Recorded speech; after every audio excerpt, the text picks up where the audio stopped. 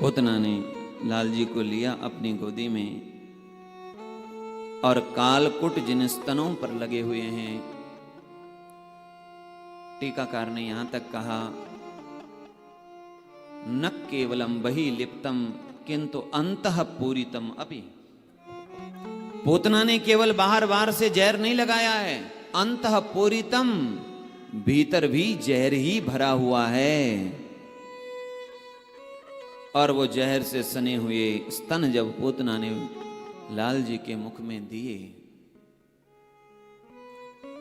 थोड़ी देर में भगवान ने उसके प्राणों का भी पान करना शुरू किया। जैसे पूतना के प्राणों में खिंचाव आया, पूतना के अंग अंग में दर्द होने लगा, पूतना की दोनों आंखें बाहर आ गई, मुख से रक्त निकलने लगा है और पूतना दोनों हाथ और पांव को छिटकते हुए पुकारते हुए कह रही है, सा मुंच मुंच लमिति प्रभाषिणी, लाला मुझे छोड़ दे, लाला मुझे छोड़ दे, मुझे छोड़ दे। लाल जी ने धीरे से कहा, मौसी मैं एक बार पकड़ लेता हूं तो फिर छोड़ता नहीं हूं।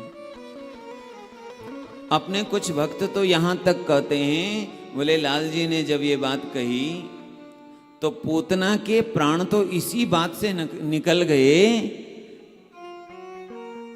कि ये बालक इतना छोटा है और कह रहा है।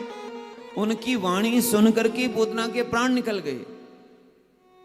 लेकिन पूतना पुनः राक्षसी स्वरूप में जब वह जा रही थी मथुरा की ओर, भगवान ने अपना भार बढ़ाया और पूतना का वह विशाल शरीर धड़ाम से धरती पर गिर पड़ा।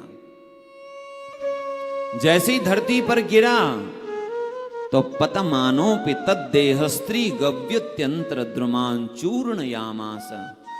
सुखदेव भगवान कहते हैं, परीक्षित 3 गव्योति 6 कोस 18 किलोमीटर के जो पेड़ थे, पौधे थे, वो टूटे नहीं तो चकनाचूर हो गए। चूर्ण यामास राजेंद्र। पूतना का शरीर जहां गिरा वृक्ष चकनाचूर हो गए। जो पूतना मारने आई थी उसी पूतना के वक्षस्थल पर भगवान अभी भी हैं। क्या क्या कर रहे हैं? क्रीडंतम अकुतो भयम। क्रीडंतम खेल रहे हैं, अकुतो भयम, उनको कोई भय नहीं है। भय तो हमको है, आपको है, भगवान को भय कहां है? हाँ? शांताकारं भुजगशयनं पद्मनाभं सुरेशं सुरेशं। शांताकारं, शांत आकार में है भगवान, लेकिन कब? भुजग शयनम। भुजग कहते हैं सांप पर सो रहे हैं और शांत है। हमको घर में या कहीं जगह सांप दिख जाए तो क्या शांत रह पाएंगे? तो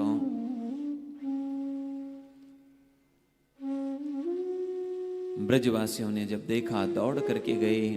पूतना के शरीर पर सीढ़ियां लगाई है और सीढ़ियों से ऊपर गए, लाला को अपनी गोदी में लिया है, लेकर के मैया को दिया।